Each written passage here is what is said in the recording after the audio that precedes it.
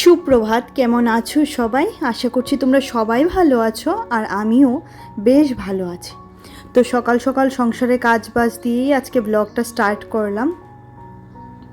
মেয়ে চলে গেছে স্কুলে, ওর শরীরটা আজকে অনেকটাই খারাপ, তারপরে ওকে ওষুধ খাইয়ে পাঠাতে হয়েছে যেহেতু এক্সাম চলছে। তোমরা আগের ভিডিওতে যেরকমটা করে জেনেছো। ওকে পাঠিয়েছি, তারপর আমি এসে ঘরের সমস্ত কাজে হাত দিয়েছি। আজকে আর সকালে স্নানটা করা হয়নি কারণ ও আসবে, তারপর ওর জন্য ভাত রান্না করছি। আর ওর পাপা নিয়ে এসেছিল জিওল মাছ, মানে মাগুর মাছ, তো সেটাকে কাটবো, তার জন্য আর চানে যাইনি। আর এসব মাছ টাছ কাটাকাটি করলে কীরকম জানি শরীরে একটা গন্ধ করে, তার জন্য ভাবছি একদম মাছ টাছ কেটে ওকে স্নান করে খাইয়ে আজকে চানে যাব, কারণ চানটাও ইম্পর্ট্যান্ট, এতটা বেশি নয় কিন্তু মেয়ের শরীরটা হচ্ছে সবচেয়ে বেশি ইম্পর্ট্যান্ট। তার জন্য ঘরের কাজ বাজগুলো গুছিয়ে নিচ্ছি, যথারীতি সমস্ত কাজই সেরে নেব। আর এখানে মেয়েটাকে নিয়ে একটু টেনশন করছিলাম, ওর পাপা আর আমি বলছিলাম ওআরএস দিয়ে দিয়েছি, খেয়ে নেবে, কিন্তু জানি না কি হচ্ছে এখন। অ্যাকচুয়ালি গিয়ে নিয়ে আসতে পারতাম ওকে স্কুল থেকে, কিন্তু আমি ওকে এই সিচুয়েশানটা থেকে ওভারকাম করতে শেখাচ্ছিলাম, তার জন্য ওকে আর স্কুল থেকে গিয়ে নিয়ে আসিনি। ছোটোখাটো ব্যাপারেই যদি মা পাপা গিয়ে স্কুল থেকে নিয়ে আসি, তাহলে বড় বড় বিপদ যখন আসবে ও সেগুলা থেকে ওভারকাম করতে পারবে না, তাই না? তার জন্য ভবিষ্যতের জন্য আমি মিঠিকে এরকমভাবেই তৈরি করে তুলছি, দেখছি যে সে এই পরিস্থিতিতে কি করে। তো দেখি, আসুক, আসলে জানা যাবে যে ব্যাপারটা কি হয়েছে, ওর কি শরীর খুব বেশি খারাপ হয়েছিল নাকি, সেটা আসলে অবশ্যই জানা যাবে। আর যথারীতি ওই ঘরটা গোছানোর পর দেখো এবার এই ঘরটাও গুছিয়ে নিয়েছি, আর সোফাটাও গুছিয়ে নেব, যেটাতে ও সব সময় বসে থাকে।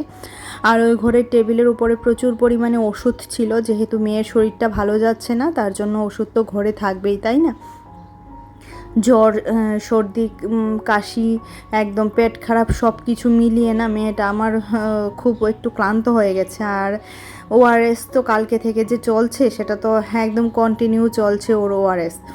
তো যেরকমভাবে মেয়েটাকে ঠিকঠাক করে ভালো করে রাখা যায়, অ্যাকচুয়ালি স্কুলে না দিলেও পারতাম, কিন্তু এক্সামটা স্টার্ট হওয়াতে না সমস্যাটা হয়ে গেছে। তো ঘড়িতে দেখতে পাচ্ছ 9:20 বাজে। তো আমি ওইদিকে কিন্তু ভাত বসিয়ে আসতে পারিনি এখনও, গিয়ে বসাবো, কারণ ভাতটা অনেকটাই নরম হয়ে যায় তার জন্য। আর এই যে এগুলিকে কাটছি, ওর বাবা এইগুলোর মধ্যে লবণ দিয়েছে, দিয়ে এটাকে একটু মানে নেতিয়ে দিয়েছে। আর এইসব মাছ আমি কাটতে পারি না, জানো তো, এইসব মাছ ম্যাক্সিমাম টাইমে ও কেটেই আনে বাজার থেকে, কিন্তু আজকে সময় পাইনি, তার জন্য কেটে আনতে পারিনি, আর এই কারণে আমার কাটতে হচ্ছে। আর মাছগুলা ভীষণ বড় বড় ছিল, ওর 2 দিন হয়ে যাবে। আর এই যে এবার মাছগুলাকে লবণ মাখিয়ে ভালো করে ঘষে মেজে এগুলাকে পরিষ্কার করতে হবে। একদম বাসন মাজি যে স্কচ ব্রাইটটা আছে না, মানে একদম নতুন একটা স্কচ ব্রাইট দিয়ে মাছটাকে ভালো করে ঘষে মেজে পরিষ্কার করতে হবে, কারণ এইগুলোর মধ্যে যে এরকম লালা লালা টাইপের থাকে সেগুলো আমার প্রচণ্ড ঘৃণা করে।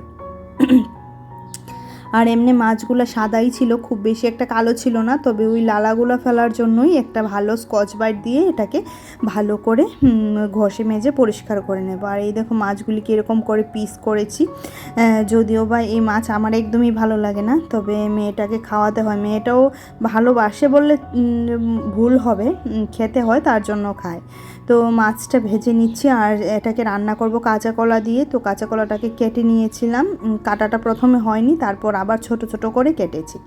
তো মেথি ফোড়ন দিয়ে দিলাম, আর এই যে কাঁচা কলাটা দিয়ে দিলাম। আমার একটা বড় ভুল হয়ে গেছে, কাঁচা কলাটা সিদ্ধ করে দেওয়া দরকার ছিল, দেখি আগামীকাল যখন রান্না করব তখন এটাকে সেদ্ধ করে দেবো। আর কলাটা না একটু পেকে গেছিলো, কীরকম জানি কলাটা ছিল, না কাঁচা না পাকা এই অবস্থায়। তো এবার এখানে নুন আর হলুদ দেবো, বাস এইটুকু, আর একটু ধনে দেবো, কারণ একটু ধনে তো আর পেটটা গরম করবে না, পেটটা ঠান্ডা থাকবে আমার মনে হচ্ছে, আমি সঠিক জানি না গো। আর এই যে কিছুটা জল দিয়ে দিলাম মশলাটা ভালো করে মেশার জন্য, এবার ঢাকা চাপা দিয়ে দেব, দিয়ে এটা রান্না হোক। আর এই পর্যায়ে দেখো মেয়েটা এসে পড়েছে, ওর শরীরটা এতটা খারাপ, মানে কি বলবো, ওর খুব কষ্ট হচ্ছিল। তো ওকে জিজ্ঞেস করছিলাম যে বাবা তোমার যখন স্কুলে গিয়েছো কষ্ট হয়েছে তখন কি করেছো? বলছে মা আমার তো অনেকটা কষ্ট হয়েছে, কিন্তু তাও আমি নিজেকে নিজে সামলেছি। আর এই পর্যায়ে আমার ঘর দুয়ারের অবস্থা হচ্ছে এইরকম। আর এখানে দেখো ওর মাছটা রান্না হয়েছে, ওর মাছের ঝোল, কাঁচকলা দিয়ে মাগুর মাছের ঝোল, আর আমাদের জন্য হয়েছে ডাঁটা আলু দিয়ে মাছের ঝোল। আজকে এটা দিয়েই খাওয়াবো, আর অন্য কিছু রান্না করার এনার্জি বা মানসিকতা কোনোটাই আমার নেই, কারণ মেয়েটার শরীর খারাপ, তার জন্য আমার মানে মন টন একদম ভেঙে গেছে, জানো না তো, নাকি ওকে নিয়ে হসপিটাল দৌড়াতে হবে না কি করবো আমি কিছুই বুঝতে পারছিলাম না। তারপরে কিছুটা বাসন পড়ছিল, তো সেগুলা ধুয়ে মেজে নিলাম। যতই অসুস্থতা থাকুক, যতই ক্লান্তি থাকুক, ঘরের সংসারের কাজ কিন্তু থেমে থাকে না, তাই না? সকাল থেকে যে শুরু হয় সেটা একদম বিকেল রাত্র ঘুমানোর আগে অবধি সেটা চলতেই থাকে। আর আমি কখনোই শরীর খারাপের দোহাই দিয়ে কোনো কাজ না করে বসে থাকতে পারি না। সেটা হচ্ছে আমার সবচেয়ে একটা ভালো গুণ কি খারাপ গুণ আমি জানি না, তবে আমি পারি না এটা করতে। তো এই পর্যায়ে দেখো রান্নাঘরটাও ভালো করে মুছে নিচ্ছি সার্ফ টার্ফ দিয়ে, কারণ প্রতিদিনের কাজ তো তোমরা জানোই, প্রতিদিন তোমাদের সাথে শেয়ার করি, আর কি শেয়ার করব বলো। তো এখানে দেখো, আর আমি যেহেতু ডেইলি লাইফস্টাইল শেয়ার করি, তার জন্য এইগুলাই তোমাদের সাথে শেয়ার করতে পারি। আর এই পর্যায়ে ধোয়াধুয়ি সব শেষ, ঘর মোছাও হয়ে গেছে, ফ্যানটা চালিয়ে দিলাম। দেখো কিছুটা বাসন রেখে দিয়েছি। আর এদিকে দেখো এই ঘরটাও মোছা হয়ে গেছে, মেয়েটাকে পাঠিয়েছি চানে, 12টা 25 বাজে। আর চানের থেকে নিয়ে এসে এই যে ওর জন্য ভাত একদম কচলে একদম নরম করে মেখে দিলাম, দিয়ে তারপর এবার ওকে খাইয়ে দেব। এটা হচ্ছে অনেকটা পরে ওকে খাইয়ে বিছানাতে ফেলে তারপর আমি এখানে এসেছি আমাদের জন্য ভাতটা নিতে। এটা ছোট ছোট ইলিশ মাছ ছিল, তো মিঠির পাপা এনেছিল, সেটা দিয়ে ডাঁটা আলু দিয়ে করেছি। আর এই দেখছো এই পর্যায়ে কিন্তু ওর মুখটা বেশ ফ্রেশ লাগছে, তাই না? ওআরএস দিয়ে দিলাম সন্ধেবেলা, তো বলছে দাও মা আমি তোমাকে ক্যামেরাটা ধরে দিই। আসলে কি জানো, বাচ্চারা যখন অসুস্থ হয়ে যায় না, তখন মা বাবার যে কি অবস্থা হয়, মা বাবা হওয়ার পর সেটা ফিল করতে পারছি। মা বাবা হওয়াটা অনেকটা কষ্ট, তাই না? আগে যখন আমার অসুস্থতা হতো বা আমার হাজব্যান্ডের, তখন মনে হয় আমাদের মা বাবা এরকম করতো, তাই না? তার জন্য দেখো এবার সব কিছু সেরে পুজো টুজো সব কিছু সেরে এবার চলে এলাম চা করতে। ওর পাপা আর আমি অনেক দিন পর দুজনা একসাথে বসে চা খাবো। আর মেয়েটার শরীরটা একটু ভালো হওয়াতে মনটাও ভালো লাগছে। তোমরা প্লিজ প্রে করো যাতে মেয়েটার শরীরটা ভালো হয়ে যায় খুব তাড়াতাড়ি। আর এখানে দেখো এই যে চাটা করে নিলাম, এবার 2 কাপ চা নিয়ে ঘরে চলে যাই, চাটা এনজয় করি। আর মেয়েকে শুধু একটু মুড়ি দিয়েছি খাওয়ার জন্য, ওর নাকি আজকে একটু খিদে পাচ্ছে। আর এখানে মেয়ের খাওয়া হয়ে গেছে, মেয়ের জন্য আলাদা ভাত রান্না করেছি আর আমাদের ভাতটা গরম করেছি।